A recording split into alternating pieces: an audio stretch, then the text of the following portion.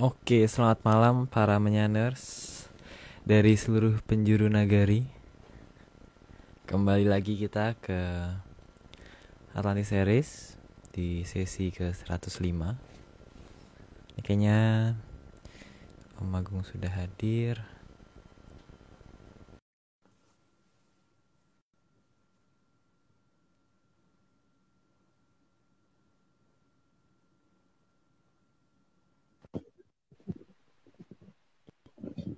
Halo Bapak Aryo.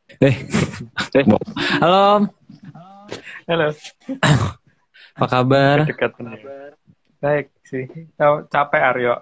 Capek sih ngejar macetnya ampun hari ini. Jadi aku baru nyampe 5 menit yang lalu loh. Kelihatannya hari ini hujan deras ya Om. Kayaknya di daerah Jakarta tadi sampai petirnya Jakarta. lumayan. Oh di tempatku enggak sih, enggak hujan. Kemarin hujan terus. Tapi nggak tahu ya, karena kan tadi aku nggak di rumah kan, jadi ya nggak ngerti. Cuman nggak basah nggak ya tadi ya? Kalau basahnya kan basah kemarin kali, nggak tahu deh. Soalnya tadi dari luar. Oke. Ini kayaknya Jenny sudah hadir juga Om. Oke. Halo. Halo. Halo Janice. Halo. Ini adik kelasku Om di kampus. Iya. Adik kelas. Ditipu Aryo ya. Kok sampai mau dibohongin apaan kok sampai mau jadi narator. Banyak Om, jadi emang aku lagi membohongi banyak orang Om kayaknya. Lagi banyak membohongi banyak orang biar biasa mau jadi host gitu Om sebenarnya. Jadi emang siap-siap ya. Narator toh. Jadi narator. Jadi emang nih banyak yang baru masuk terutama ya kita. Wah, masuk sini jadi gitu. Emang seru lah. Pengennya sih membuat komunitas gitu. Jadi di komunitas kampus gitu yang serius bisnis, tiba-tiba ada satu komunitas menyaners gitu kan, lucu aja gitu sebenarnya. Ya, jadi biar kelihatan keren gitu, wah, beda sendiri gitu. Gitu sebenarnya tujuannya gitu. Oke, hari ini kita mau bahas apa Om? Lanjutan yang kemarin sih, sampai minggu lalu sih. Masih lanjutan aja. Jadi nggak jauh-jauh amat sih sebenarnya. Kalau minggu depan itu ekstrem beda. Minggu depannya lagi juga beda. Tapi tetap minggu depan tetap sang puspo tajam ya, karena emang sang puspo tajam sampai 107 ya kalau nggak salah. Sampai 107 ya. Semangat Jenis ya. Udah siap minuman banyak. Udah loh. Siap minum. Udah makan. Udah. Oke, kita langsung mulai aja kan. Langsung. Boleh. Yuk, langsung kita mulai.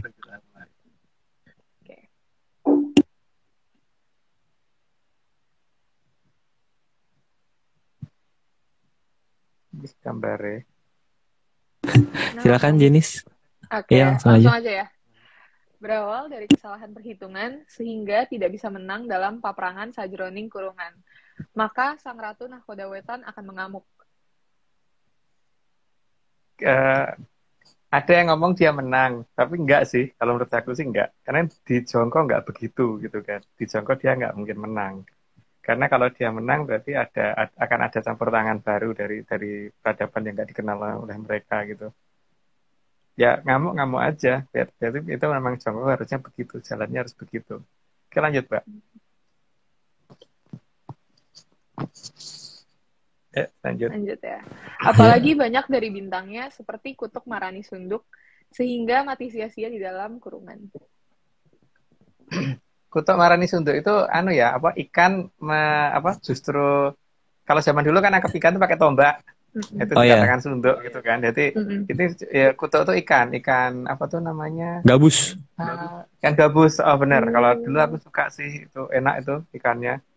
Itu justru dia datengin tombak gitu loh maksudnya. Jadi ya maksud dia sih mungkin supaya anak buahnya nggak stres, tapi ternyata dianya sendiri yang mampus di situ gitu. Lanjut Mbak. Kasihan ikan gabusnya Om ya.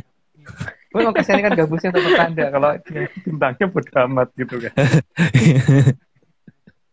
Oke, kita lanjut. Kita lanjut ya. Selain itu, karena merasa semua yang dimilikinya akan direbut oleh pihak Sukertakulon, maka kondisi itu akan memaksa agar dia mulai memperbesar perang hingga keluar dari kurungan. Itu mungkin Aryo ngerti kan, ada kenapa Mbah Tunggul menggunakan arloji tapi ngomongnya nggak pernah arloji tapi arlonceng gitu kan. Dan arloncengnya buatan mana gitu kan. Oh iya. Nggak mau. Iya. Dia nggak mau buatan apa merek-merek biasa, nggak akan mau. Pasti kalau terkenal. Digambarkan mereknya itu harus itu gitu. Ya, jadi harus itu yang terbaik ya. Jadi kalau misalnya pernah lihat, itu kan ciri-cirinya itu kan, negara itu kena sesuatu lah itu gitu kan. Bingung kan? Oke, bingung lanjut. Kan? Semangat Jenis. lumayan. Oke, lanjut ya. Semua membuatnya menjadi gelap mata. Padahal di awal masih banyak bintangnya yang menuntun. Ya, karena tadinya sebenarnya kan memang kurang ya, secara materinya kurang. Jadi memaksakan diri untuk itu kan. Dia tuh pengennya negara lain tunduk sama omongannya dia. Kalau negara lain disuruh tunduk seperti itu tuh emang dia berani bayar berapa gitu kan, bukan berani nyerang gitu. Kalau gitu ya pasti akan dilawan gitu ya. Ya udah lanjut dulu aja. Tapi kalau udah suruh tunduk terus dikasih emas gitu 1 kilo setiap rakyatnya pasti mau tunduk gitu. Satu gunung Aryo. Oh.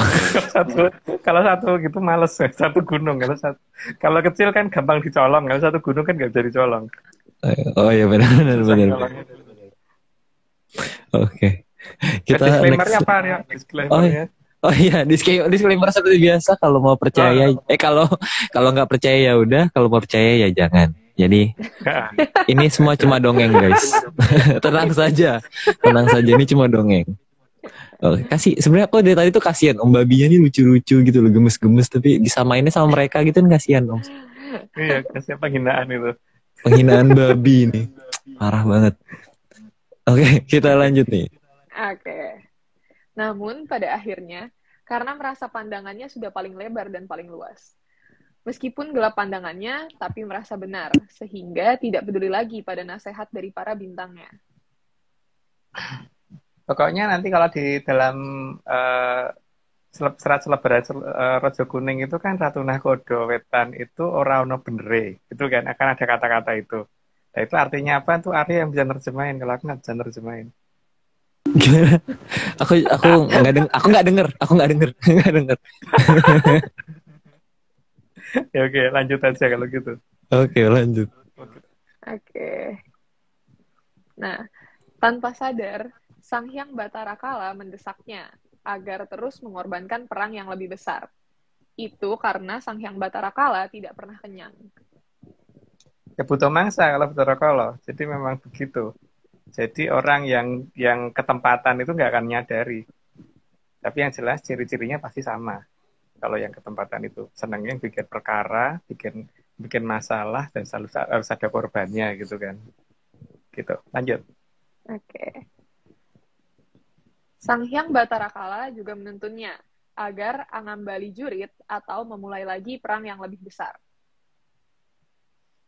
Jadi maksudnya Angambali itu kan berarti memulai kembali. Jurit itu pertempuran atau peperangan. Jadi Angambali Jurit. Jadi kan kalau kata-katanya di dalam serat selebaran Raja Kuning kan bakal Ratu Nahkodo bakal mimiti perang tanpa abahan gitu kan. Jadi benar-benar sudah tanpa perhitungan. Pokoknya hurra gitu. Hurra gitu lah. Tapi itu semua ada sih Om. Itu benar-benar penjelasan detailnya emang ada di selebaran Raja Kuning. Selebaran Raja Kuning, selebaran Raja Kuning ya. Tapi disclaimer-nya tetap apa? Oh, disclaimer. Tetap kalau nggak percaya ya nggak apa-apa. Kalau percaya usahakan jangan gitu. Karena ini cuma dongeng. Kalau tadi ada yang bilang dongeng berlanjut. Jadi ini cuma dongeng. Tapi berlanjut aja. Nggak ada habisnya aja. Oke, lanjut silakan. Oke, kita lanjut. Karena Sang Hyang Bathara Kala sudah sangat ingin ambadok bumi. Itu dikarenakan Sang Hyang Bathara Kala memang sangat besar tadahnya, yang tidak akan bisa puas dengan korban yang hanya satu negara. Kalau dalam bahasa ini ya, dalam bahasa Jawa, badok itu udah pernyataan yang paling kasar loh. Karena kalau ini kan pernyataan yang badok itu kan biasanya kan untuk ini ya, untuk suatu yang bukan manusia gitu, yang bukan manusia yang di bawah manusia. Tapi memang kenyataannya sudah akan melakukan seperti itu karena memang sudah mendekati akhir zaman Kolobendu sehingga dia sekarang atau enggak sama sekali gitu kan untuk dapat mangsa. Lanjut, Mbak. Oke. Maka Sang Hyang Batara Kala akan berpakaian seolah-olah Sang Hyang tertinggi dan akan memaksa perang melebar. Hobinya dia emang begitu, yang penting dapat makan gitu. Lanjut, Mbak. Maka leluhur selalu menggambarkan bahwa pintu ganti zaman akan muncul saat Sang Hyang Batara Kala arsa ambadok bumi. Arso itu akan ya, akan mau. Jadi memang dalam ini penggambaran di beberapa bangunan kuno itu juga digambarkan bahwa kalau Makoro itu pasti di atas gerbang dalam posisi yang sudah akan mulutnya terbuka biasanya. Jadi ketika dia arsa ambadok bumi itu berarti zaman Kolosubo malah sudah mau datang gitu. Lanjut. Oh, makanya di pintu ya Om ya. Oh. Di atas pintu, pasti di atas pintu. Di atas pintu ya bangunan kayak gini, terus termasuk keraton dan sebagainya segitu. Karena untuk pertanda kan. Jadi bukan di atas yang tanpa bawahnya nggak ada pintunya, seharusnya ada pintunya bawahnya. Dan biasanya pintunya tuh gerbangnya lebih sempit biasanya, nggak terlalu lebar biasanya loh. Oke. Oleh karena itu, leluhur memasang sandi ganti zaman di semua gerbang masuk dan di tempat yang dianggap suci.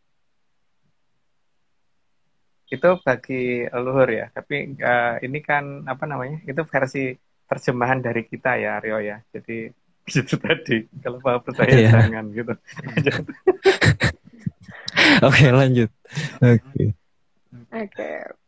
Pertanda Kalamakara dijadikan sandi yang ada di segala keraton dan bangunan. Semua itu untuk mengingatkan akan adanya ganti zaman yang diawali dengan makin ganasnya Sang Hyang Batara Kala. Ke orang lain nggak tahu mungkin menamakannya apa ya, tapi kalau di kita itu menamakannya Kolomakoro itu kan biasanya cuma lambang kepalanya saja tapi kepalanya Kolo gitu. Itu tanda ketika beliau sudah buas-buasnya seperti itu berarti zaman akan segera berganti. Atau terjemahannya tuh mungkin gini ya, bahwa kalau di salah satu suratnya Rangga Warsito ya itu yang mengatakan bahwa lampu teplok itu akan menyala menyalanya biar makin kencang gitu ketika minyaknya sudah mau habis gitu. Jenis nggak pernah ngerasain itu lampu minyak. Lampu teplok kayaknya nggak pernah. Jadi nggak tahu. Lampu ini. Jadi nggak tahu.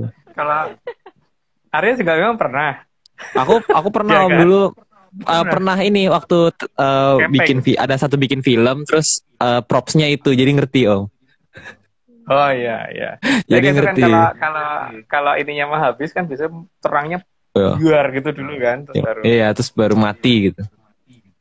Nggak pernah pakai.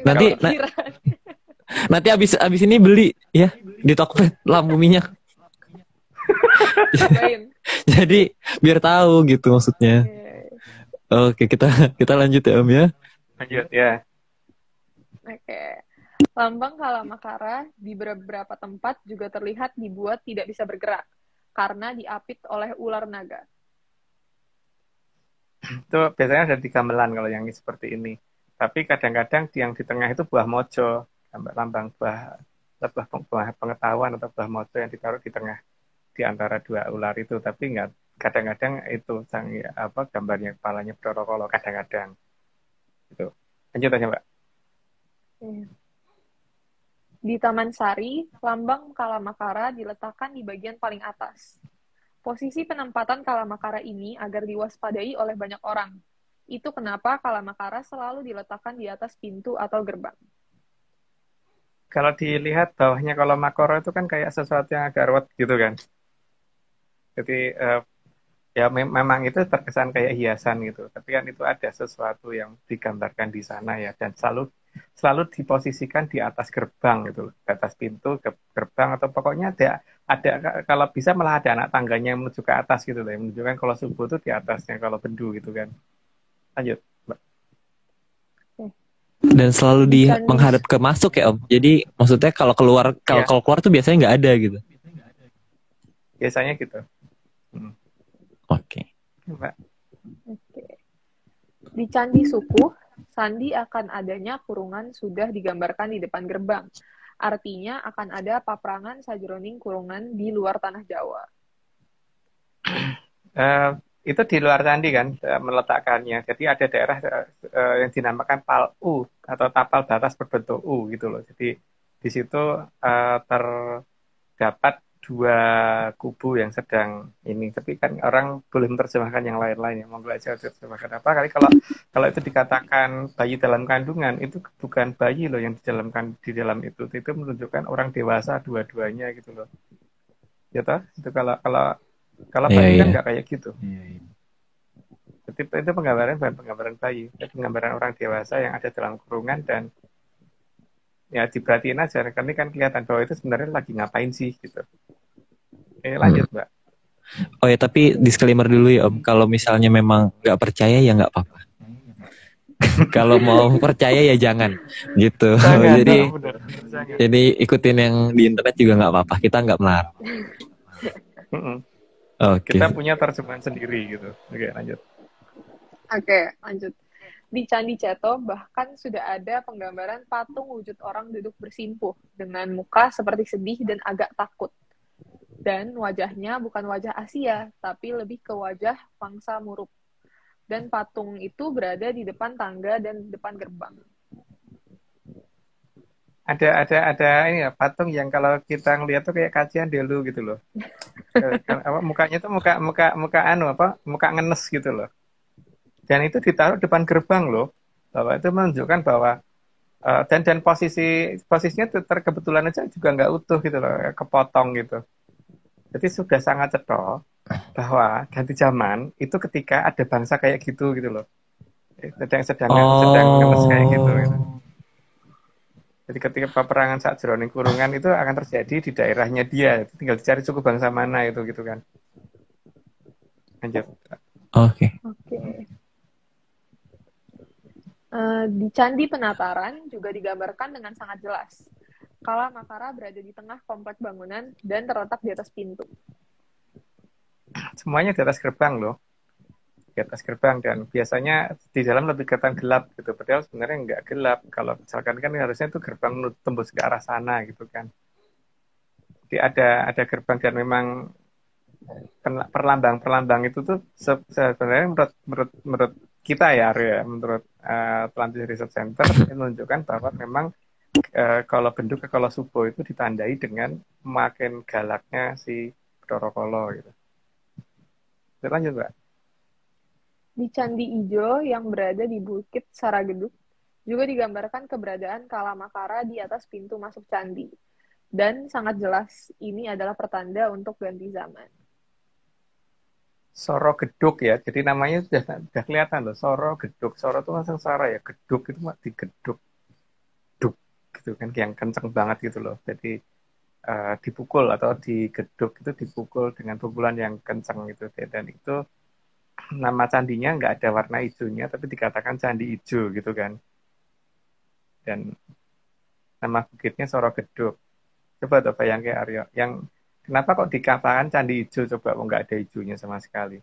Kalau dikatakan dulu ketupan hijau-hijau dan sebagainya, aku tuh sampai nanya ke orang-orang yang tua di daerah sana, untuk yang umurnya sampai ratusan tahun, nggak pernah itu warnanya hijau sebenarnya. Kalau apa namanya, kelumutan tuh pernah, tapi tetap nggak kelihatan hijau, tetap batunya ya seperti itu gitu loh. Karena lumut sendiri kalau kena sinar matahari juga akan mati kok, kalau di atas batu terus-terusan dan nggak ada airnya gitu loh. Dan kayaknya kalau misalnya hijau tuh semua apa namanya candi dulunya pernah ketutupan daun, ketutupan pohon gitu-gitu juga sih Om, semuanya ya bisa dibilang semuanya candi hijau juga kalau misalnya ketutupan daun gitu. Ya, jadi kan ini bukan itu toh masalahnya. Jadi kan yang saling Soro Geduk itu kan yang berpakaian serba hijau itu kan. Orang gitu di sana, tapi kalau dicari didatangi bener nanti akan ketahuan itu. Ada data apa yang menunjukkan bahwa Sorokeduk itu artinya apa dan apa namanya di daerah mana dan akhirnya nanti bagaimana itu sebenarnya ada pertanda di sana gitu. Di Tapi ya itu candi mau ini. dicari sendiri. Iya, Oh. makanya Kayak kita harus ekspedisi ke sana. ayo. Ayo. Juni yuk. Aku lo rada agak longgar Juni. Jadi semua ikut dan kawan-kawan dari kampus. Cobain kali ya. Ini suara aku jelas nggak ya? Aman sih di Jelas. aku, Masih kedengaran. di aku sih aman sih. Mungkin Masih kedengaran. nggak tahu ya. Wah, tapi kalau di aku jelas sih aman sih. Jelas kok. Di aku juga jelas. Ada yang bilang kurang jelas. Semangat sinyal, pejuang sinyal. Oke, kita lanjut ya Om ya, cerita ke 19. Oke, meskipun bukan nama sebenarnya, Candi Ijo dinamakan Ijo atau Hijau. Ini untuk menjelaskan bahwa nanti jauh di utara, keributan akan dimulai oleh yang mempunyai peralatan dan pakaian berwarna hijau. Itu kelihatan nanti kelihatan ada candi perwaranya sebelah mana, terus kemudian apa sih yang dilambangkan dengan itu apa gitu.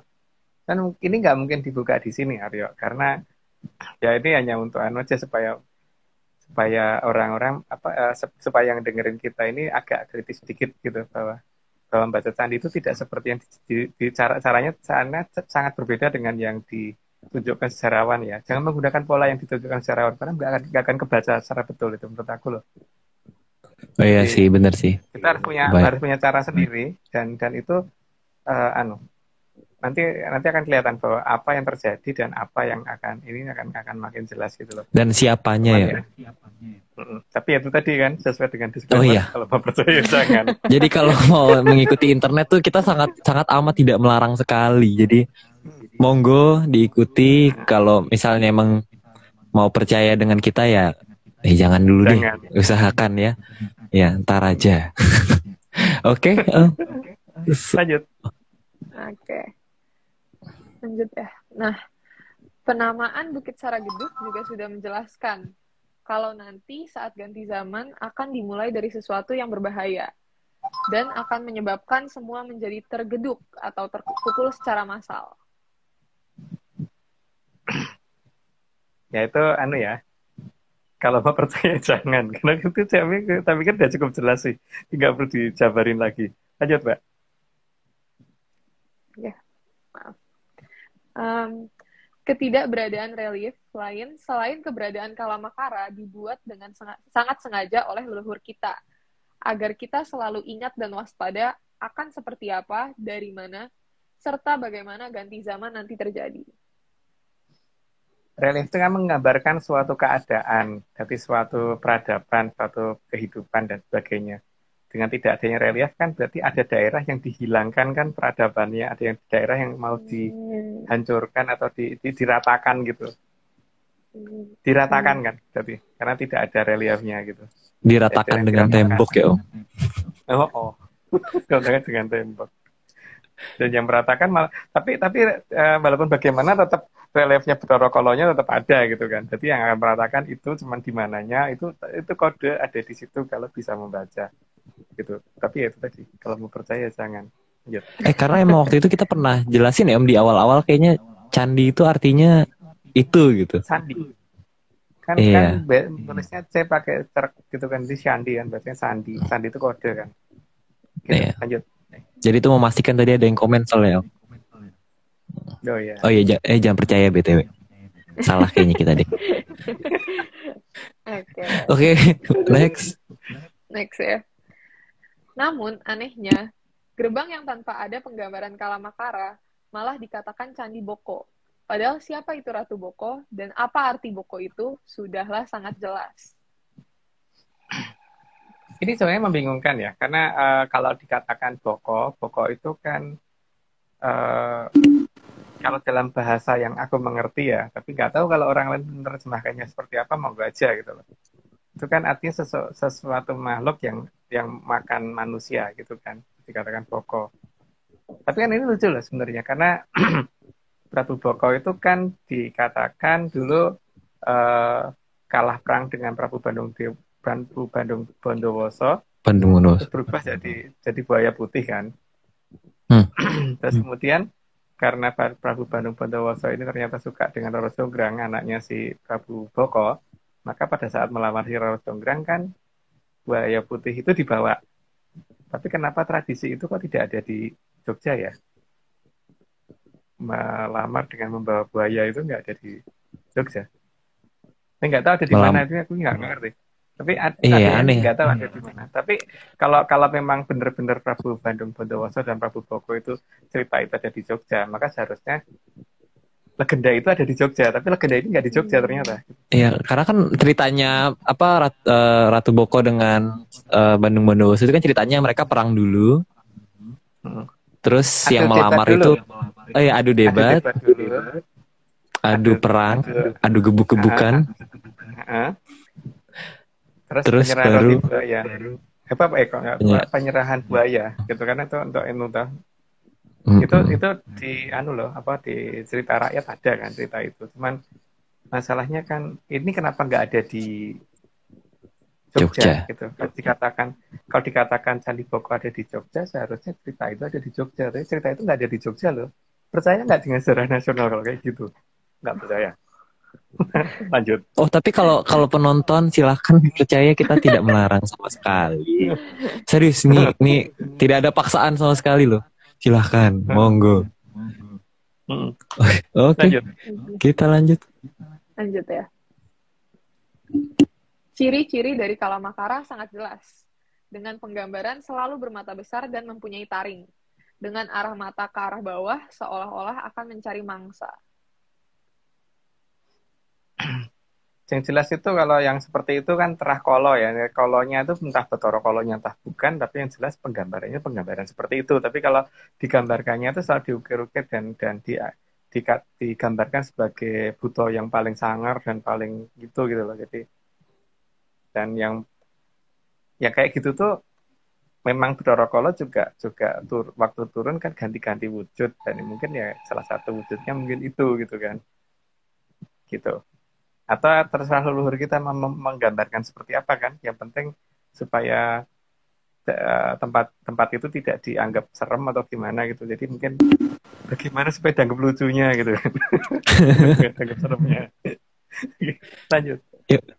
BTW Om, ini kalau yang ini kan ada yang bilang udah terlanjur percaya Om. Jadi kayaknya kata-kata yang tepat nih mungkin dipikirkan lagi deh, coba direfleksikan lagi pilihan hidupnya. Tolong coba direfleksikan lagi, dipertanyakan lagi, bener nggak gitu.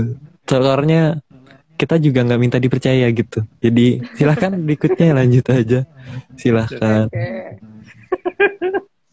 Semua penggambaran Kalamakara tersebut sangat mirip dengan kepala dari Sang Hyang Batara Kala. Itu udah dijelasin tadi ya, dilanjut aja. Oke. Sehingga akan tiba saatnya Sang Hyang Batara Kala segera ambadok bumi, karena dia kelaparan terus dan tidak bisa kenyang. Karena batas akhirnya dia, batas zamannya dia itu hanya sampai ke batas Kolo Bendu kan, kalau di beberapa serat lama gitu. Bendu itu artinya hukuman. Makanya kan lihat aja toh, zaman sekarang ini ada banyak ajaran yang lucu gitu. Jadi orang benernya banyak, salahnya sedikit, tetap dihukum gitu. Berarti salah sedikit itu akan mengalahkan benar yang banyak gitu kan. Itu makanya dinamakan zaman Kolo Bendu, karena akan ada seperti itu kan, pernyataan leluhur seperti itu. Datangnya zaman Kolo Bendu ditandai dengan salah satunya itu gitu. Nah, tapi kan masalahnya ketika zaman Kolo Bendu ini mau habis, berarti kan Betoro Kolo akan kurang mangsa kan. Jadi ya sekarang atau tidak sama sekali daripada dia kelaparan gitu kan. Oke, lanjut Mbak. Oke. Sehingga senjata yang sangat besar akan digunakan untuk mencari makannya Sang Hyang Batara Kala, karena merasa tidak akan bisa tertandingi semua kekuatannya. Ada yang merasa seperti itu kan. Nah, itulah yang berarti yang sedang ketempatan Betoro Kolo gitu. Kalau menurut di sastra pewayangan begitu. Jadi akan merasa bisa jebabrah depani lemah gitu kalau tulisan lama bakal ada yang seperti itu. Nih, tapi kata-kata lengkapnya mungkin nggak perlu dijelaskan di sini deh. Ya, jadi yang jelas dia akan berusaha untuk bagaimana supaya tetap menang walaupun tetap akan malah makin kalah karena dia tidak ngerti kalau ada peradaban yang lebih besar yang nantinya justru akan menghabisi itu gitu loh. Jadi kalau dikatakan kita perlu siapa, jelas ya kita perlu yang tidak mengadakan perang gitu. Lanjut. Oke. Maka Sang Hyang Batara Kala akan mencari wadah yang bisa ketempatan dirinya agar bisa memangsa lebih banyak lagi. Jadi yang punya senjata pemusnah massal itu yang akan ditempati oleh dia itu karena cari korbannya lebih gampang kan kalau seperti itu. Lanjut, Pak. Oke. Dalam penggambaran yang dibuat oleh leluhur, Sang Hyang Batara Kala akan menggunakan sosok yang badannya tinggi dan matanya besar. Ya, itu ya, bukan berarti orang kalau badannya tinggi matanya besar itu pasti begitu ya. Belum tentu ya. Tapi yang jelas kan syarat utamanya itu pakai mahkota. Yang jadi mahkota itu apa gitu kan. Pasti seorang raja kan. Raja itu berarti kepala pemerintahan kan. Pasti begitu kan. Tapi kan bukan kalau melihat dari ininya kan berbadan tinggi. Yang dari golongan manusia yang berbadan tinggi dan bermata belok gitu kan, dan negaranya tuh kalau perlu warna matanya warna-warni gitu. Mungkin nggak jelas deh ya Aryo ya. Iya, pokoknya ya seperti biasa ya guys ya. Jangan dipercaya ya guys. Kalau percaya jangan. Kalau mau percaya jangan. Kita lanjut aja ya Om ya, 29 kali ya. Iya. Biar pada bingung. Oke. Dari warna kulitnya juga terlihat bahwa wadah yang digunakan oleh Sang Hyang Batara Kala terlihat lumayan bersih, hampir seperti kulit sapi. Kasihan sapinya ya. Disamain gitu. Iya, Jelas penggambarannya bukan yang berbadan hitam sebenarnya kan ditunjukkan di beberapa cerita lama ya, tapi memang seperti itu sih. Oh ya pasti Yang ketepatan itu pasti akan yang mempunyai jamur tipo itu sopo gitu kan. Setelahnya nanti itu. Ewa. Karena yang Betoro Kolo nggak pernah yang warna hitam ya jenisnya ya. Malah ada sih, tapi yang Belu Serewu sih biasanya dipakai untuk warna hitam. Tapi kalau Betoro Kolo kebanyakan sih harusnya nggak hitam. Yang malah yang coklat kalau enggak. emas putih gitu biasanya digambarin di wayang. Iya. Iya. Oke. Sementara gambaran dari bangsa Murup sendiri tergambar jelas akan adanya makhluk asing berteknologi tinggi yang kepalanya seperti itu. Ya itu tergantung menerjemahkannya bagaimana ya. Tapi ya kalau kita melihat ada yang seperti itu gitu kan. Jadi lanjut Mbak. Oke. Jadi sangat jelas bahwa alien yang akan merusak kehidupan di muka bumi ini adalah alien yang mempunyai teknologi sangat tinggi, sehingga akan merasa menang karena menganggap yang lainnya primitif. Dia menganggap teknologinya paling tinggi karena dia hanya bisa melihat sampai pada batas itu kan. Dia lupa ada batas teknologi yang lebih tinggi lagi yang tidak bisa mereka lihat saat ini gitu. Dan sayangnya itu memang dan memang itu tidak dekat dengan negaranya, makanya nggak bisa terlacak sama dia. Dan memang satelit juga nggak bisa melacak karena hanya bisa dilacak pakai menyan, soalnya gitu. Lanjut. Oke. Mereka sangat hobi dalam membuat dan menjual senjata. Jadi beda ya, bukan menjual panci atau apa yang alat bisa untuk masak, yang untuk menunjang kehidupan, tapi yang dijual itu sesuatu yang untuk membunuh atau menghabisi kehidupan itu hobinya. Itu terah mana gitu kan harusnya ketahuan. Lanjut Pak. Maka segala senjata yang berteknologi tinggi akan dimiliki oleh bangsa Murup. Yang menamakan Murup bukan kita sendiri, tapi mereka sendiri, dan memang ya mereka juga yang seperti sudah pernah kita bahas kan, hobinya bawa api lari-lari, muteri bumi gitu kan. Kalau mau ngadakan olahraga, lanjut. Karena Sang Hyang Batari Durga adalah ibu dari Sang Hyang Batara Kala, maka dia akan membantu Sang Hyang Batara Kala agar mendapatkan mangsa yang sangat banyak. Ini yang paling bahaya ini karena Batari Durga itu bukan hanya saktinya, tapi juga logikanya sangat tinggi. Jadi ini agak berbahaya karena ini sebenarnya. Kalau Bathara Kala kan ngertinya lapar aja, udah lapar naboknya gitu aja. Tapi yang ini yang bahaya. Yang lebih bahaya yang ini. Lanjut, Kak. Sebelum berubah menjadi Sang Hyang Batari Durga, dulunya bernama Sang Hyang Batari Uma yang berwujud sangat cantik.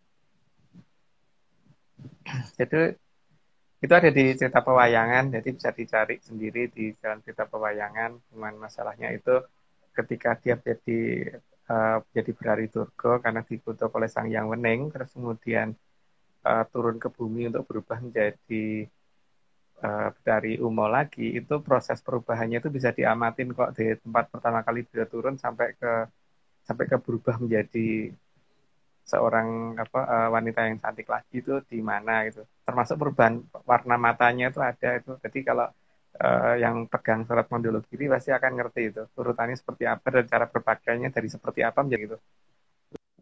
Lanjut, Mbak. Itu benar-benar ini ya, Pak, tertanam di budaya di tempat dia Iya, di tempat sampai dia sekarang. saat posisi itu ya sampai sekarang ya emang. Kalau diperhatiin lucu sih. Per satu perubahan kan pindah tempat, satu perubahan pindah tempat, tapi makin lama makin ke utara timur gitu loh, utara timur. Geserannya kelihatan sih ke utara timur. Jadi yang di utara banget itu sudah mulai kelihatan tinggal di perubahan mata dari merah menjadi hitam kembali.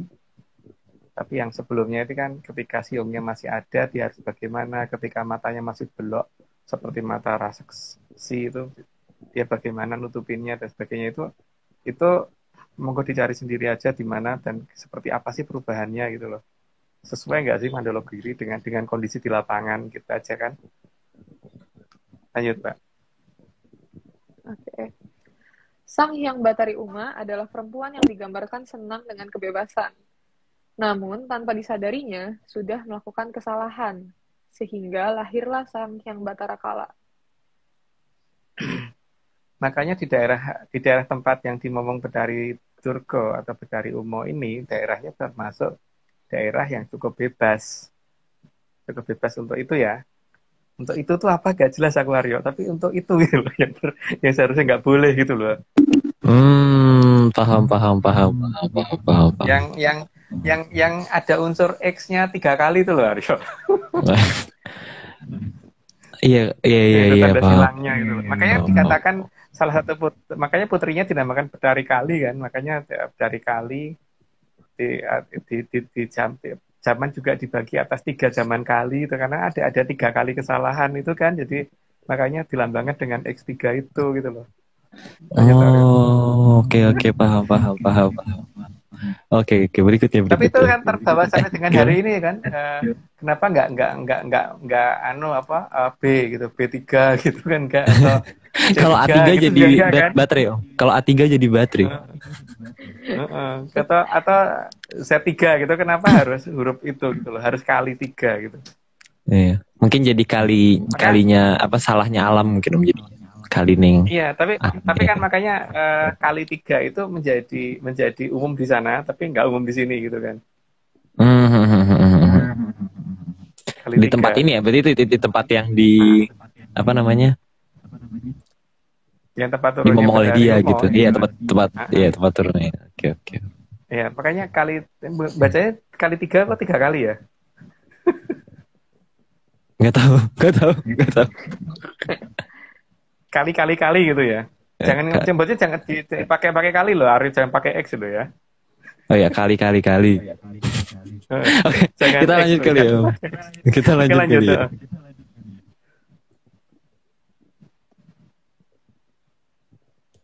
Halo, lanjut Mbak. Kayaknya nge-like akunya. Oh iya, semangat. Lanjut aja. Oke, lanjut ya. Ya. Maka tugas Sang Hyang Batari Uma, selain memberi makan, juga harus bisa meruat Sang Hyang Batara Kala. Tapi masalahnya mana bukannya meruat malah malah dia piara terus gitu kok kenyataannya ya memang dari Uma sendiri itu bingung itu sebenarnya baik maunya apa gitu kan. Karena sampai dengan hari ini kan kenyataannya begitu masih ada terus Bathara Kala. Lanjut Pak. Dalam meruat Sang Hyang Batara Kala, butuh api yang sangat besar dan harus bisa meluas. Nah itu supaya dia kalau dia ke sana tetap kena apinya ke sini tetap kena apinya karena itu paling gampang ya diruat dengan tindakan dia sendiri kan. Lanjut Mbak. Oke. Agar keadaan bisa berjalan, maka Sang Hyang Batari Uma akan membuat bangsa lain yang berada di luar bangsa Murup agar bisa menjadi alasan munculnya api. Ini patung di mana aku nggak ngerti ya, tapi yang jelas ada penggambaran seperti itu gitu loh. Dan itu nggak tahu deh mana. Gitu. Mau jelasin soalnya geli-geli gimana gitu loh. Jadi mending nggak usah dijelasin. Lanjut Kak. Oh, gimana? Oke, oke, berikutnya. Next. Oke. Sehingga penggambaran sesuatu yang besar dan membawa api dengan alasan kebebasan dimunculkan di suatu wilayah di utara. Nah ya, eh, eh, bisa disirnakannya menggunakan api nantinya. Apinya bukan api kompor gas ya, bukan api juga bukan api dari ini, ada api khusus yang untuk menghabisi itu semua gitu. Tapi yang jelas kan karena dia itu ibu era sekso, jadi bapak ibunya Rasekso, Rasekso itu Buto itu gede ya, raksasa itu kan gede, makanya penggambarannya ibunya juga harus gede gitu kan, makanya nggak mungkin patung itu dibikin kecil, karena kalau dibikin kecil nanti tidak cocok dengan cerita di Selat Mandala Giri. Tapi ya itu tadi di daerah itu pasti 3 kali itu menjadi hal yang umum di sana gitu loh. Dan itu pas banget latar belakangnya biru ya Aryo ya. Lanjut. Oke. Waduh, baru sadar. Oke, next. Oke. Dan penggambarannya diadakan di tempat yang mempunyai teknologi tinggi. Ya karena memang dia kan Betari Umo itu kan istrinya Bathara Guru. Jadi teknologi maksimum juga dia pegang, tapi jangan lupa masih ada Bathara Ismaya ke atas, jadi masih di bawah itu untuk teknologi maksimumnya. Tapi teknologinya pasti tinggi karena di zaman kalau Bedu memang zamannya dia yang laki-laki berkuasa. Lanjut Pak. Oke. Patung kebebasan tersebut akan menjadi simbol dan akan digunakan untuk alasan dari titisannya Sang Hyang Batara Kala untuk menentang yang namanya kebebasan. Ya makanya kan alasannya itu kebebasan, tapi sebenarnya kalau diperhatikan justru malah di sisinya dari Ungu sendiri banyak ketidakbebasannya gitu loh. Kan ini kan tempatnya si paman kan, tempatnya si apa bahasa Inggrisnya uncle ya.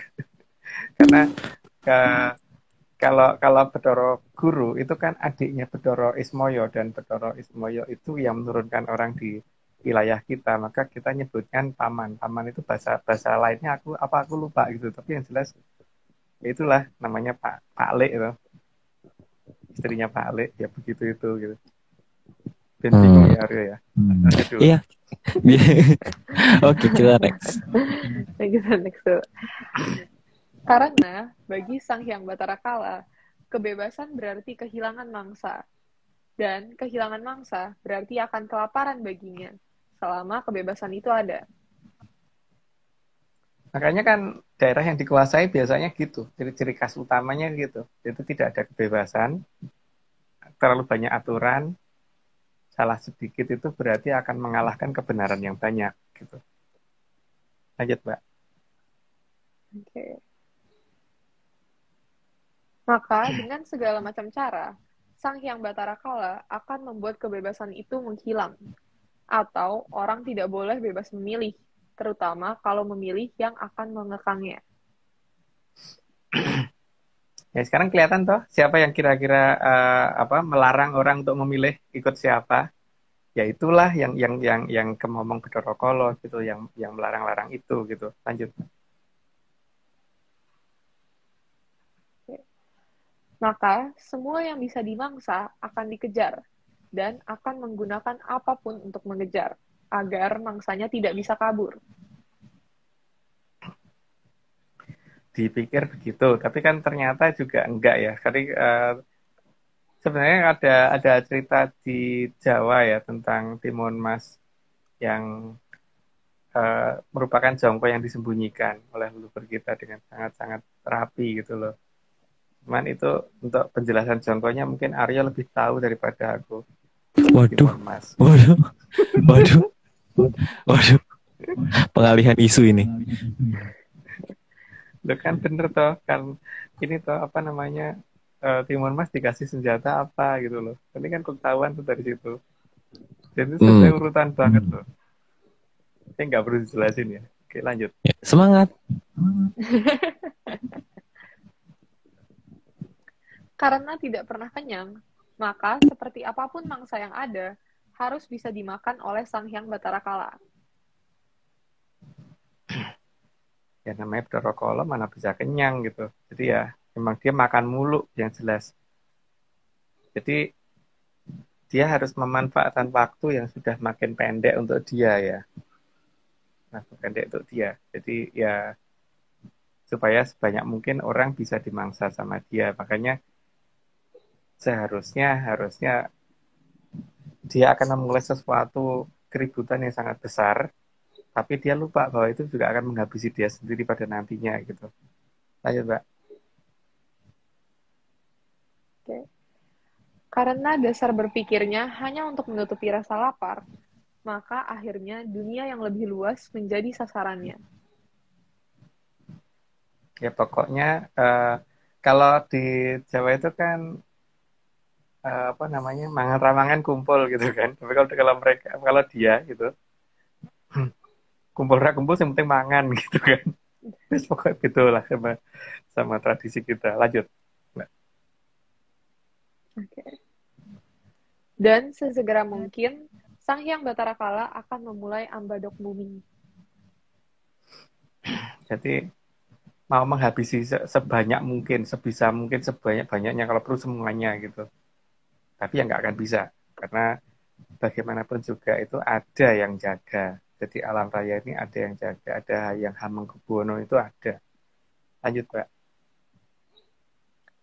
Sang Hyang Bathara Kala saat akan ambadok bumi juga butuh sarana yang harus berteknologi tinggi.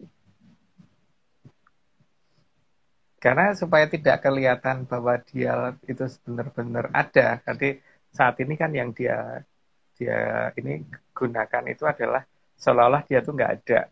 Kalau ada, sebisa mungkin dia harus dianggap sebagai yang tertinggi supaya tidak ketahuan gitu. Yang jelas dari segala aturannya akan kelihatan bahwa itu Bathara Kala atau bukan. Lanjut, Mbak. Peralatan yang dibutuhkan Sang Hyang Bathara Kala terbuat dari logam dan harus bisa digunakan untuk membantunya agar bisa makan. Tapi logamnya dibentuknya tidak seperti itu tuh untuk alat bantu makannya, tapi dibentuk yang lain. Berbentuk kayak cerutu kalau nggak salah. Lanjut. Maka, semua jenis peralatan yang bisa membantunya mendapatkan mangsa dalam jumlah besar harus segera diaktifkan. Ya. Seharusnya udah nggak lama ya, tapi yang nggak tahu, ini kan bukan nakut-nakutin. Jadi mungkin kalau cerita kurang baik deh, karena Sasi Falguno Tambir itu udah dekat gitu kan, gitu aja lah. Oh iya, teman-teman jangan lupa ini cuma cerita, ini cuma dongeng saja. Kalau nggak percaya itu sangat dipersilahkan loh, malah disarankan untuk tidak percaya. Jadi kalau mau percaya usahakan jangan. Gitu. Jadi kita langsung lanjut saja. Oke. Peralatan makan Sang Hyang Bathara Kala tadi juga harus berteknologi tinggi dan sekali digunakan bisa mendapatkan mangsa yang banyak. Harapannya begitu.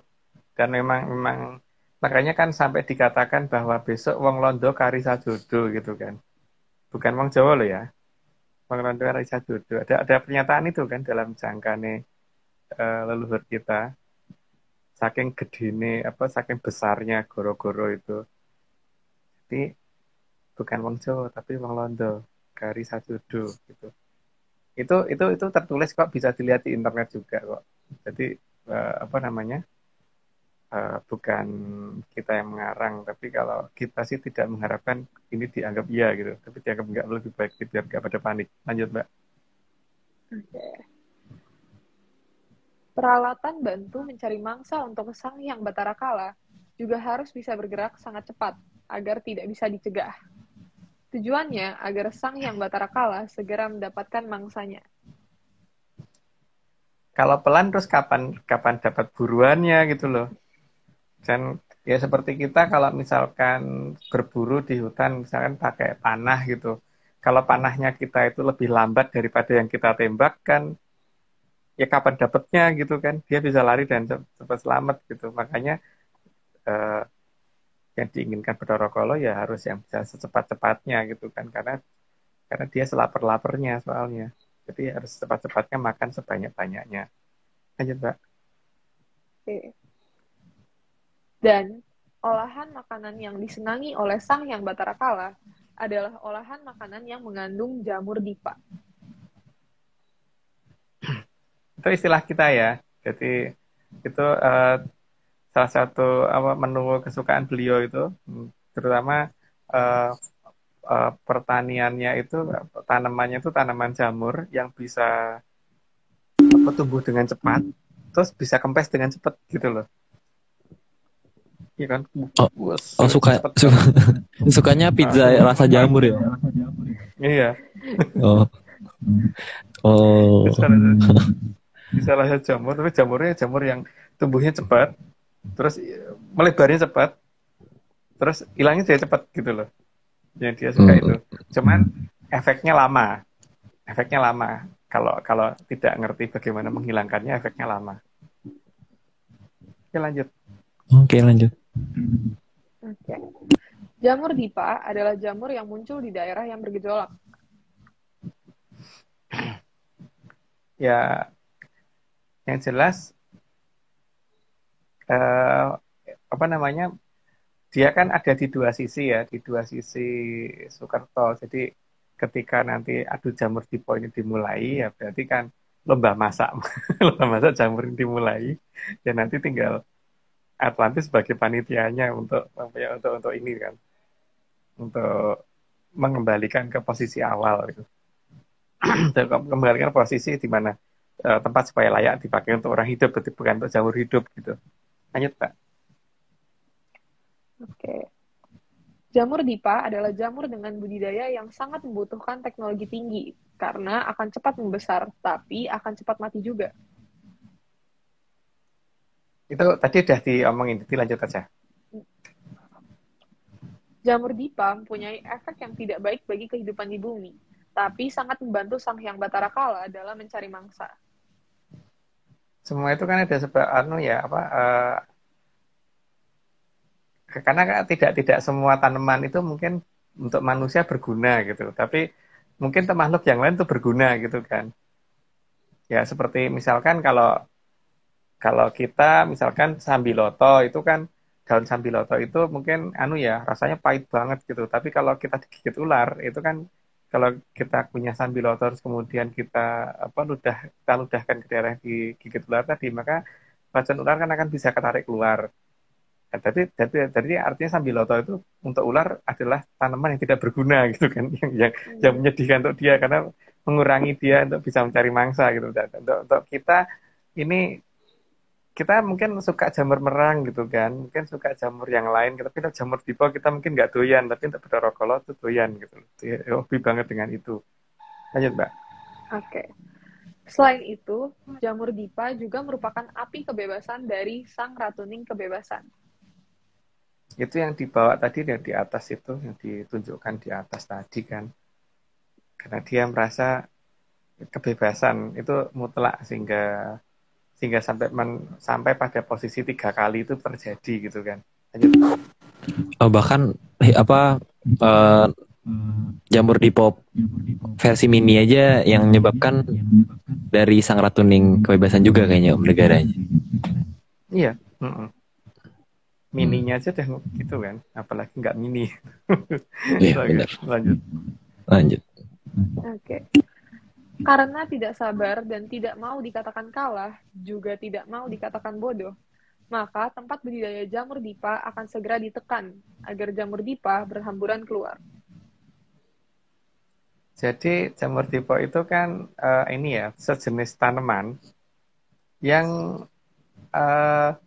bisa bisa berkembang biak dengan bisa membesar dengan cepat. Itu berdasarkan tombol perintah gitu loh. Jadi beda dengan tanaman yang lain gitu loh. Tanaman yang lain itu kan kalau dipupuk dan sebagainya gitu baru bisa tumbuh subur. Kalau ini enggak, berdasarkan pet gitu loh. Lanjut. Oke. Dan tempat budidaya jamur dipa akan segera bergerak mencari tempat yang bagus untuk tumbuh kembang sang jamur. Ya, tumbuh kembang sang jamur itu kan jamurnya tuh butuh rabuk apa namanya? Butuh pupuk. Nah, makanya tempat di mana calon pupuknya itu banyak, nah itu dia akan mendarat di situ gitu kan. Sehingga sampai jangkane zaman itu benar-benar bisa terjadi londo kari sajodo gitu. Lanjut, Mbak. Tapi, tanpa disadari, mereka meletakkan tanda 3 bagian yang akan mengurung lingkaran tengah. Ya, mereka tidak menyadari bahwa memang ada peradaban lain. Jadi ini bukan masalah kali ya di sini yang akan bukan menghabisi, akan membuat bahwa jamur tadi bisa terkendali gitu, paling tidak bisa terkendali dan bisa dihentikan ketika sudah saatnya tiba. Lanjut, Pak. Oke. Tanda keberadaan 3 wilayah yang akan menekan lingkaran dalam itu tergambar sangat jelas, tervisual dalam berbagai warna, seringnya warna kuning, hitam, dan putih. Artinya ada 3 negara ya yang akan melakukan penekanan ketika jamur dipo nanti sudah muncul atau yang akan membasmi, yang akan babat-babat itu nanti itu. Lanjut, Mbak. Oke. Semua yang akan terjadi memang sudah ada dalam jangkanya para leluhur, sehingga suka atau tidak suka memang harus dihadapi. Tapi saat awal akan ganti zaman, memang bukan sesuatu yang menyenangkan yang datang terlebih dahulu. Namun, jika zaman kalah subah sudah datang, maka semua akan menjadi sangat lebih baik. Kalau dalam penerjemahan kita, jangka itu sesuatu yang harusnya terjadi, jadi bukan sesuatu yang belum tentu gitu kan. Tapi ya itu tadi, kalau mau percaya jangan gitu. Lanjut. Oke, lanjut. Karena yang ada dalam pikiran Sang Hyang Batara Kala hanya bagaimana agar bisa langgeng makanannya, namun lupa akan janjinya dalam serat Mandala Giri. Ya itu dicari sendiri janjinya apa ya. Tapi yang di situ ada batas-batas kalau bendu itu ada sih. Lanjut, Mbak. Oke. Maka akan banyak kejadian gerhana terlebih dahulu, karena di sini Sang Hyang Batara Kala akan mencoba memangsa yang lain dulu sebelum ambadok bumi. Karena dialihkan kan perhatiannya itu. Jadi ya begitu. Cuman alam juga mengasih tanda gitu loh. Jadi sebenarnya gerhananya itu memang bukan Bathara Kala yang mangsa, tapi Bathara Kala itu memangsa yang lain dulu ditanda. Terus alam menunjukkan tanda ke kita gitu loh bahwa ini sekarang lagi di sana, lagi ngapain dan sebagainya gitu. Tergantung kitanya menyadarinya bagaimana gitu. Dan kalau mau percaya jangan. Lanjut. Oke. Namun, semua pertanda akan datangnya gerhana tadi tetap tidak membuat Sang Hyang Batara Kala bisa kenyang. Karena yang diinginkan itu mangsa berupa manusia ataupun sukerta, jadi tetap akan mencari mangsa yang lain. Ya itu dia sih, memang begitu ya. Berarti ya udah deh, lanjut aja. Meskipun Sang Hyang Batara Rati sudah berusaha untuk mengalihkan korban agar dirinya yang dimangsa, tetapi karena terlalu sakti, maka Sang Hyang Batara Rati tidak akan pernah bisa dimangsa oleh Sang Hyang Batara Kala. Dan itu sesuai dengan gambaran bahwa gerhana bulan pasti ada pada akhirnya. Gerhana bulan tetap akan ada, tapi bulannya akan kembali muncul lagi gitu kan. Jadi nggak bisa dimangsa. Tapi sebenarnya bukan pada saat gerhana itu Bathara Kala memangsa bulan, itu tidak. Tapi ada sesuatu yang dilambangkan di situ, yaitu monggo dicari sendiri di Mandologiri, karena ada itu cerita tentang itu, bahwa kejadian sesuatu ditunjukkan dengan alam memberi tanda dengan ini gitu loh. Gitu. Jadi kejadiannya apa? Inilah yang hilang dari cerita rakyat. Tapi yang masih ada seolah-olah Bathara Kala memangsa bulan, seolah Bathara Kala memangsa matahari dan sebagainya. Tapi sebenarnya bukan itu. Lanjut, Pak. Oke. Sang Hyang Batara Kamajaya dan Sang Hyang Batari Rati sudah lama mengingatkan Sang Hyang Batara Kala akan adanya waktu ganti zaman dan berusaha merelakan diri beliau berdua agar dimangsa. Tapi Sang Hyang Batara Kala tidak sanggup memangsa keduanya. Ora tedas, karena ya memang ya pertama nggak tedas. Yang kedua kalau tedas itu juga gimana ya? Bang itu bukan manusia, itu tatarannya Kumoro atau Bathara, jadi ya nggak bisa dimangsa oleh beliau, kayak makan angin aja kalau memang mau memangsa itu gitu. Lanjut, Mbak. Oke. Sang Hyang Batara Kamajaya dan Sang Hyang Batari Rati juga sudah berusaha mengajarkan agar Sang Hyang Batara Kala berkurang kebuasannya. Karena pada tataran Batara seharusnya memang sudah tidak butuh apapun. Jadi kalau dikatakan Bathara itu butuh apa, itu enggak banget. Jadi butuh sajian juga tidak, kan beliau itu tidak membutuhkan apa-apa. Jadi kalau beliau itu datang dan kita beli sesaji, itu bukan karena beliau yang minta, tapi karena kitanya yang hormat gitu loh. Karena sayanya yang hormat, deng. Kalau kita kan banyak orang. Gitu. Oke, lanjut, Mbak. Juga, banyak dari tataran dewa sampai Batara yang berusaha menasihati Sang Hyang Batara Kala. Tapi semua itu sia-sia. Karena tatarannya Bathara kok makanannya kayak gitu loh. Yang jelas Bathara itu seharusnya udah nggak butuh apa-apa, tapi kalau masih butuh mangsa gitu ya sebenarnya nggak pantas dikatakan Bathara gitu. Lanjut, Pak. Bahkan agar Sang Hyang Batara Kala bisa kenyang, Sang Hyang Batara Surya juga sudah mencoba mengalah agar beliau saja yang dimangsa. Tapi bukan berarti gerhana matahari itu mataharinya dimakan Bathara Kala ya. Karena itu Bathara Surya memberikan tanda ke kita Bathara Kala lagi ngapain gitu lah. Lagi ngapainnya ini ada dalam Mandologiri. Lanjut, Mbak. Kesediaan itu ditandai dengan adanya gerhana matahari. Jadi itu hanya tanda dari Bathara Suryanya ya, bukan ini ya, bukan berarti mataharinya dimakan oleh Bathara Kala. Lanjut, Pak. Namun, ketidaksanggupan memangsa Sang Hyang Batara Surya inilah yang membuat gerhana matahari pasti ada batas waktunya, atau gerhana tidak akan abadi.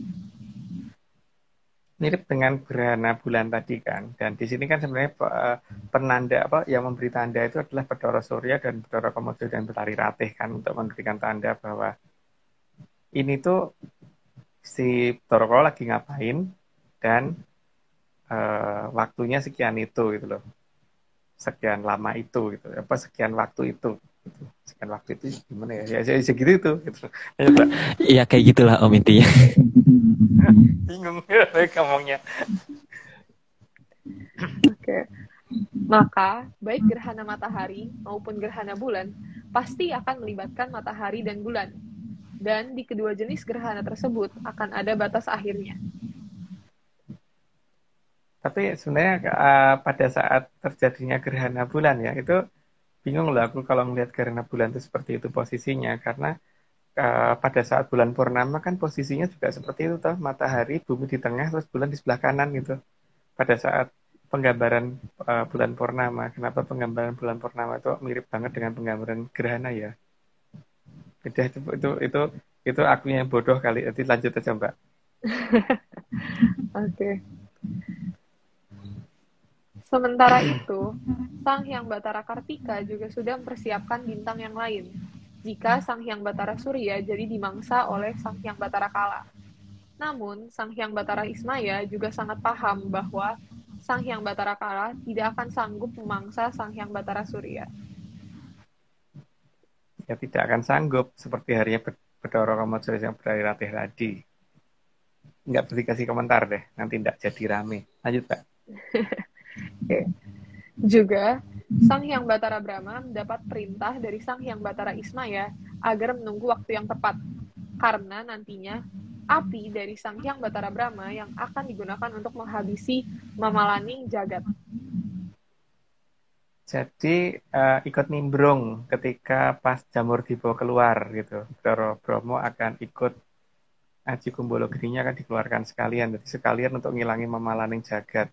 Lanjut Mbak.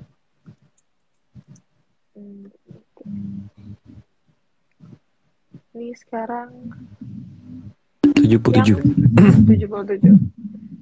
Sang Hyang Batara Indra juga sudah memperhitungkan akan munculnya Jamur Dipa. Karena Sang Hyang Batara Indra adalah dewanya perang. Maka semua direncanakan agar dalam sekali pukul, Sang Hyang Batara Kala akan habis. Perencanaan dari para kedewatan begitu. Makanya kan dalam jangka yang kita kan nyatakan gitu kan besok bakal ada Sang Hyang Brajamusti Putra Pembayon Sang Hyang Bathara Indra gitu kan, bukan Putra Pembayon Bathara Wisnu yang turun, tapi Putra Pembayon Bathara Indra. Kenapa dewa perang ya, bukan dewa yang lain gitu. Kita lanjut Mbak. Oke.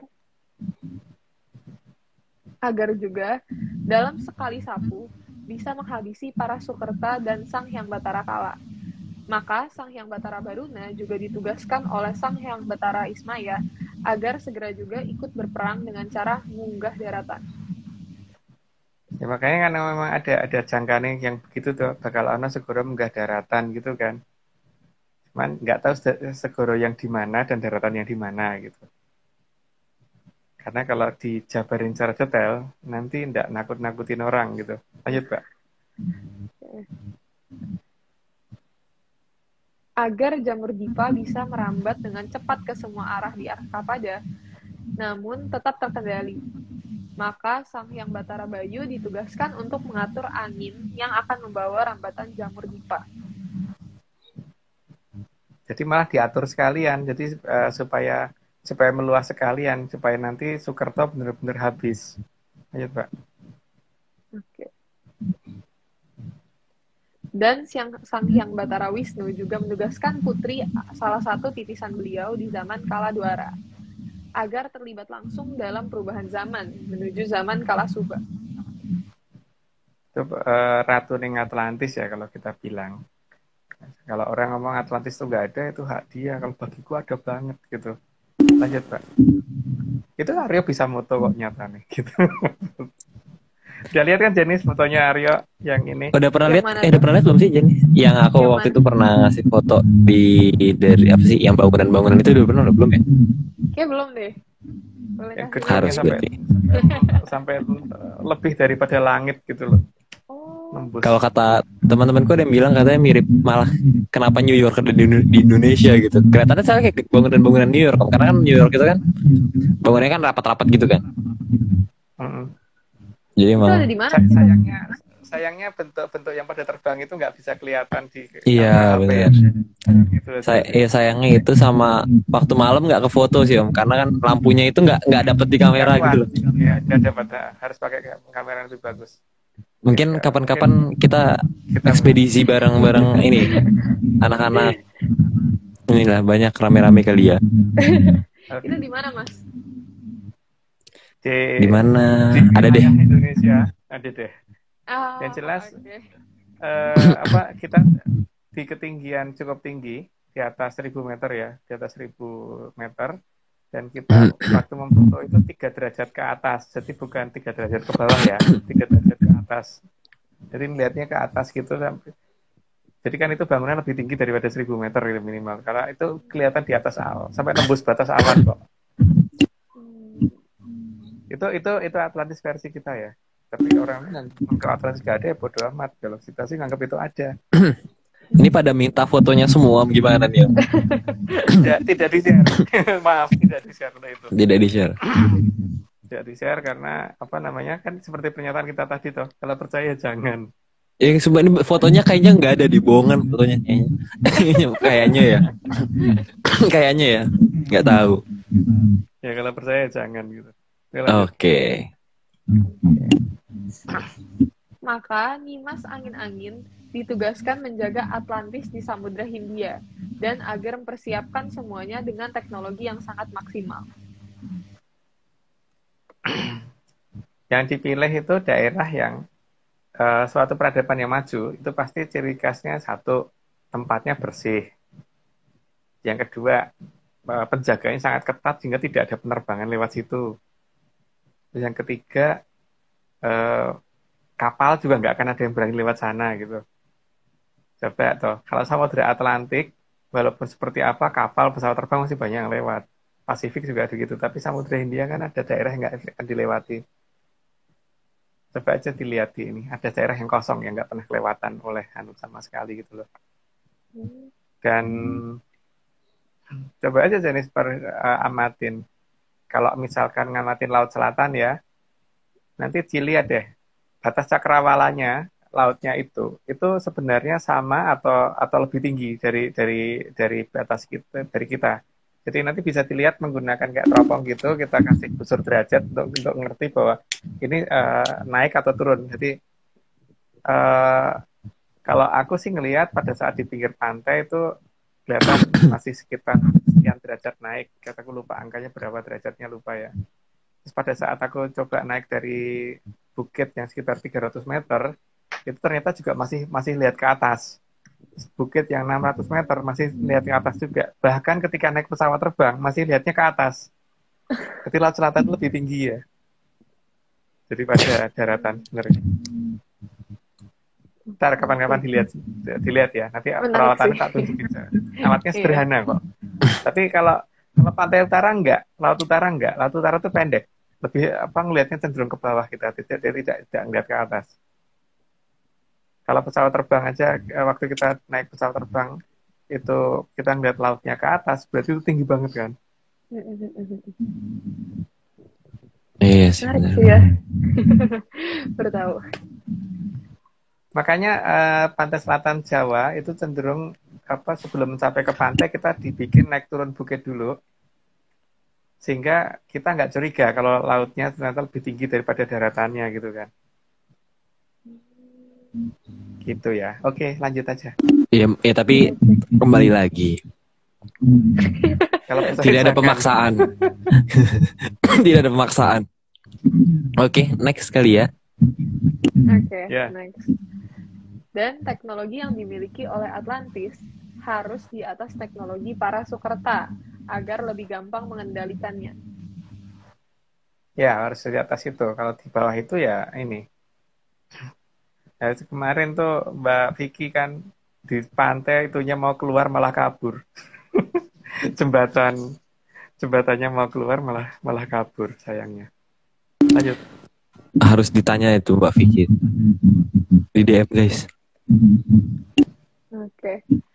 Maka akan ada pembatasan teknologi yang dikuasai oleh para Sukerta agar teknologi paling tinggi mereka tidak boleh seperti teknologinya Atlantis. Ya harus 1:1 juta lah paling tidak perbandingannya, nggak boleh 1:10 tuh terlalu dekat. 1:1 juta. Jadi kalau mereka bisa bergerak dengan kecepatan mendekati kecepatan cahaya ya kita baru berapa kali kecepatan suara gitu kan. Kalau kecepatan cahaya itu kan 300.000 kilometer per detik. Kalau kecepatan suara itu kan baru sekitar 340 meter per detik. Ya, nanti jauh banget kan? 300.000 kilometer.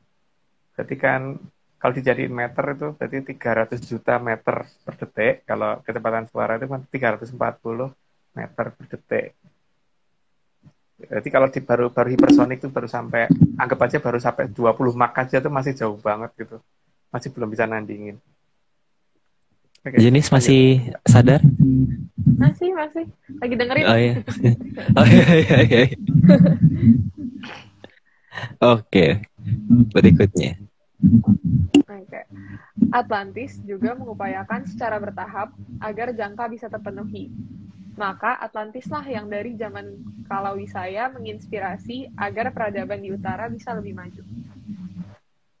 Karena kalau peradaban di selatan yang dibikin lebih maju, nanti kalau terjadi adu jamur dipo terlalu dekat sama negaranya dia, makanya dia yang dibikin maju yang di utara. Jadi kalau ada adu jamur dipo itu merembetnya akan sangat lama untuk mencapai ke wilayahnya dia. Ayo, Pak. Oke. Sehingga proses sampai ke Kalabendu akan bisa berjalan sesuai panjangkanya leluhur. Karena akan ada Sukerta yang maunya ambadok bumi. Karena merasa bisa mengancam semua yang ada di bumi.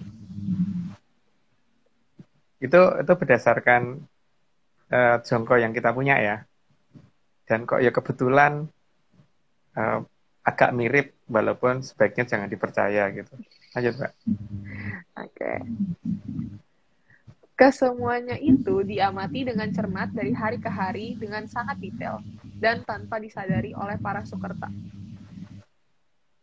Karena ketutup dengan logikanya sendiri, walaupun kadang-kadang mereka tuh bocor pada saat mengamatin kita, tapi ketutup dengan logika kita sendiri gitu. Seperti misalkan ketika terlihat mendung yang yang berbentuk bulat dan kadang-kadang ada bagian yang kelihatan hitam dan atau seperti jendela dan sebagainya itu kelihatan, orang akan menganggap bahwa akan kemudian berpikirnya tidak menganggap itu pesawat gitu kan. Dan banyak hal deh yang jelas pernah Aryo bahas itu di masalah bagian logika munculnya petir dan sebagainya gitu kan. Iya, betul sekali.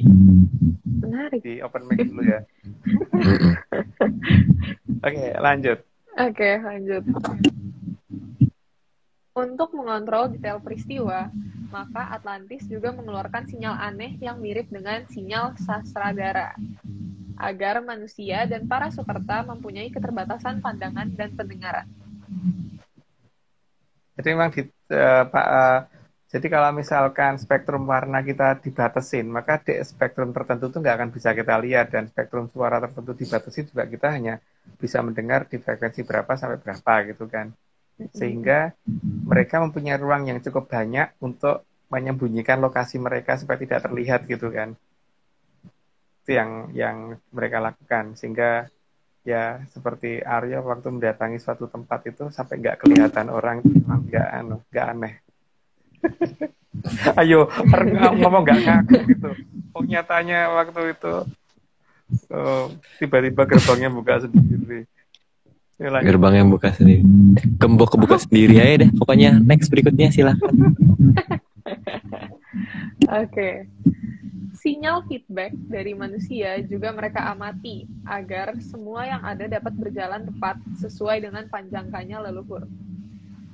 Karena bagi mereka itu sedalam-dalamnya lautan tuh belum tentu diketahui, tapi kalau hatinya manusia bisa dibaca. Karena ada keberadaan koloni Puno tadi kan yang bisa untuk orang yang tidak bisa membohongin sama sekali, karena itu bisa ngaku kalau ini. Dan mereka punya cara bagaimana supaya setiap manusia itu kalau nimbulnya mau cerita gitu, terutama pimpinan negara di negara-negara besar, supaya rencana mereka bisa terbaca dari lama oleh Atlantis. Lanjut, Mbak. Oke. Sehingga para Sukerta seolah-olah akan merasa di atas angin dan merasa akan menang dalam segala hal. Mereka merasa begitu karena mereka tuh tidak melihat ada peradaban lebih besar yang sedang mengamati mereka. Kalau mereka tahu diamati, ya mereka mungkin akan minder duluan. Lanjut, Pak. Oke.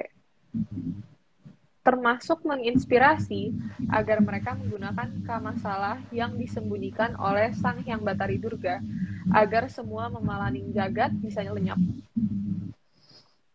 Ya, kalau salah itu dipakai untuk membuat suatu pertanian gitu.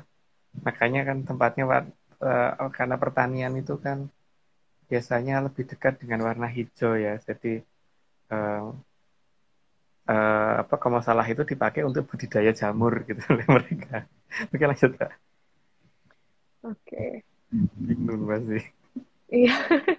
Sehingga memalaning jagat, baik berupa sukerta ataupun yang berupa material berbahaya, dapat digunakan oleh para sukerta untuk memusnahkan sukerta lainnya. Jadi paling tidak tuh nyapunya biar gampang, nanti kalau tinggal sedikit kan sekali gebuk. Tapi kalau masih banyak itu kan bikin ribet. Jadi biar mereka dulu yang saling beradu dulu. Lanjut Mbak. Oke. Sang Hyang Batara Brahma dan Sang Hyang Batara Bayu juga bisa memulai segala hal untuk menyapu para sukerta dengan senjata mereka sendiri. Jadi kalau Kumbolo Geni di nimbrung itu kan nggak kelihatan gitu kan. Jadi kalau cuman api seperti itu, Bathara Kala nggak akan musnah. Tapi kalau ada Aji Kumbolo Geni yang ikut di situ lah, itu baru masalah untuk dia. Iya Mbak. Oke. Sang Hyang Batara Baruna juga akan memperbesar efek yang seharusnya tidak sebesar yang ditimbulkan oleh senjata para sukerta. Jadi kalau misalkan harusnya ledakannya itu cuma bisa 10 meter gitu, dalam bikin lubang 10 meter atau bikin radius sekitar 100 meter gitu, jadi oleh Bathara Baruna diperbesar sehingga kalau tadinya satuannya meter jadi kilometer gitu. Jadi kalau 100 meter jadi 100 kilo. Sangat bisa banget kalau Bathara Baruna bikin seperti itu. Lanjut Mbak. Oke. Sang Hyang Batara Indra sebagai dewa perang juga akan menginspirasi agar Jangka berjalan. Kayaknya yang ini sudah mulai sejak zaman di BWT adanya Ukara Ino itu kan. Lanjut Pak. Maka semua akan dimulai dari rebutan wilayah, sehingga munculnya tempat yang berbahaya atau sura bebaya. Ya, ketika kan pernyataannya kan ketika apa namanya Manduro, bukan Madura lah ya, Manduro Nagari meh gathok mring Surabaya.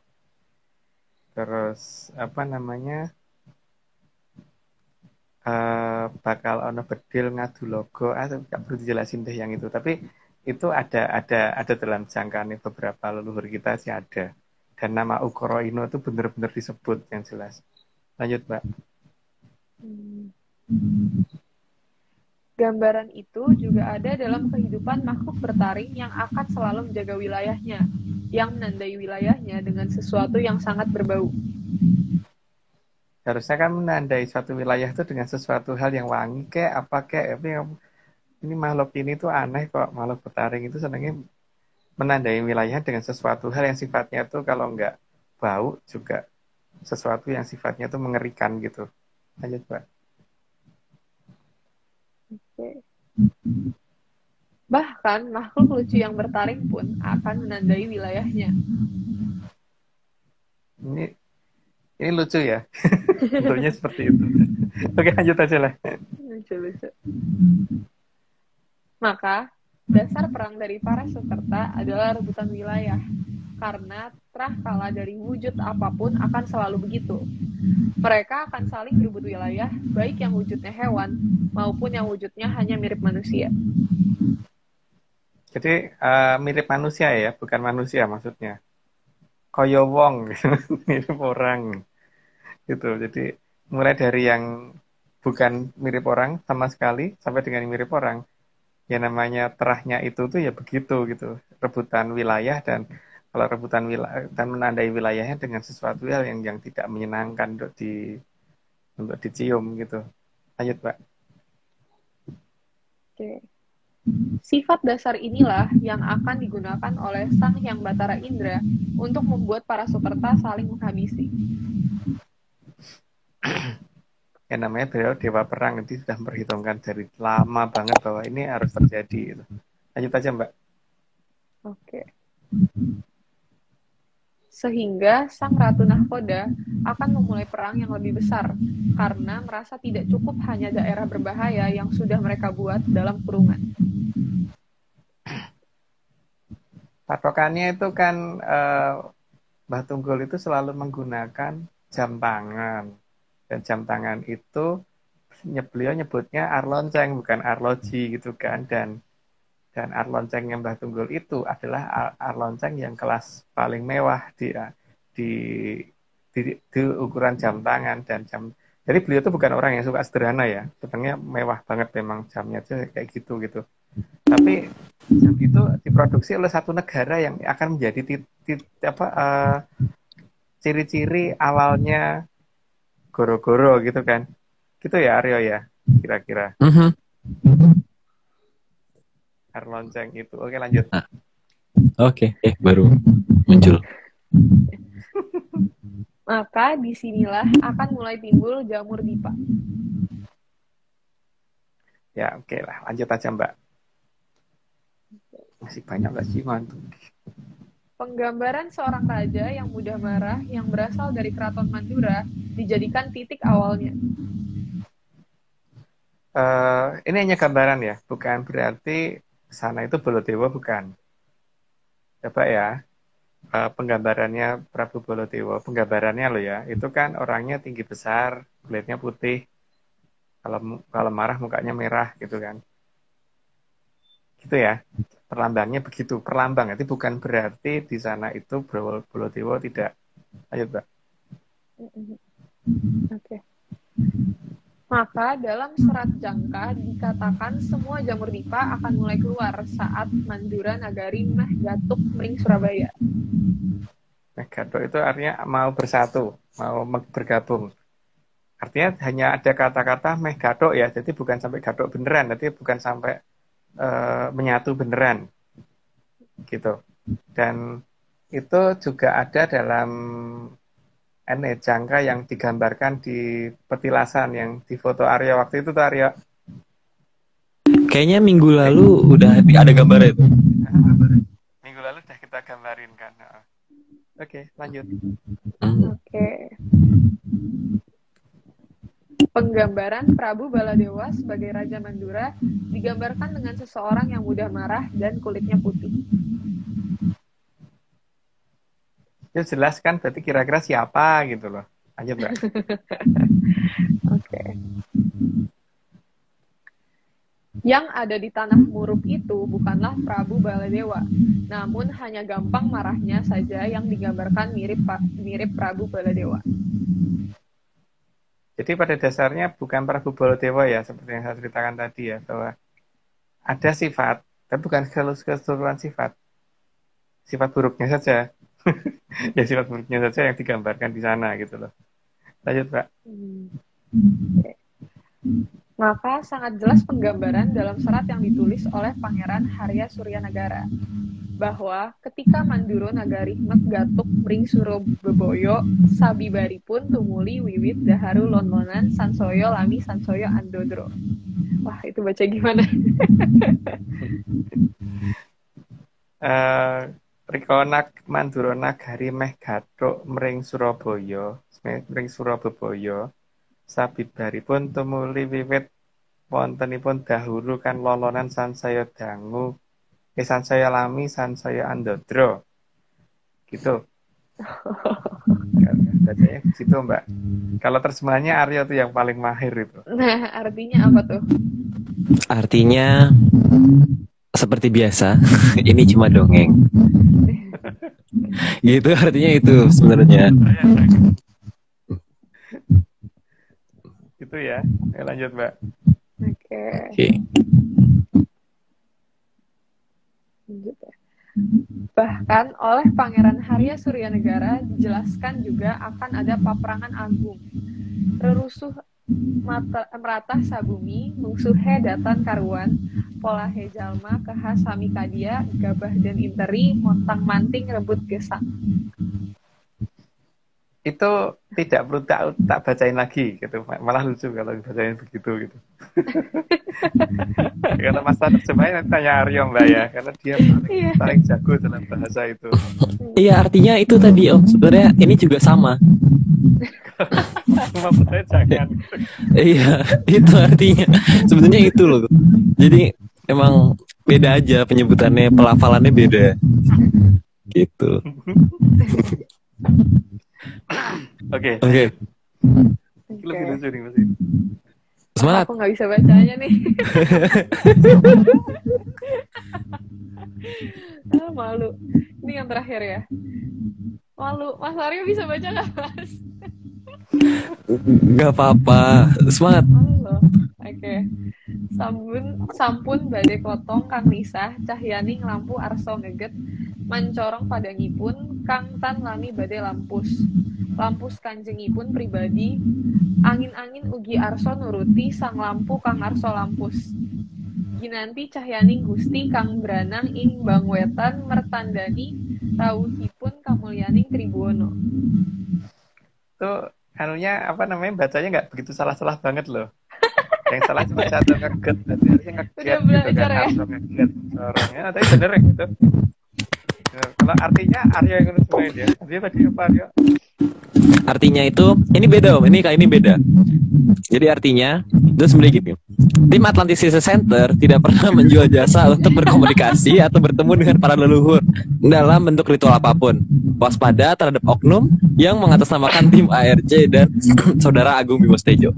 Itu artinya Om sebenarnya. Itu. Jadi diingat-ingat ya artinya ya. Diingat sekali lagi, diingat.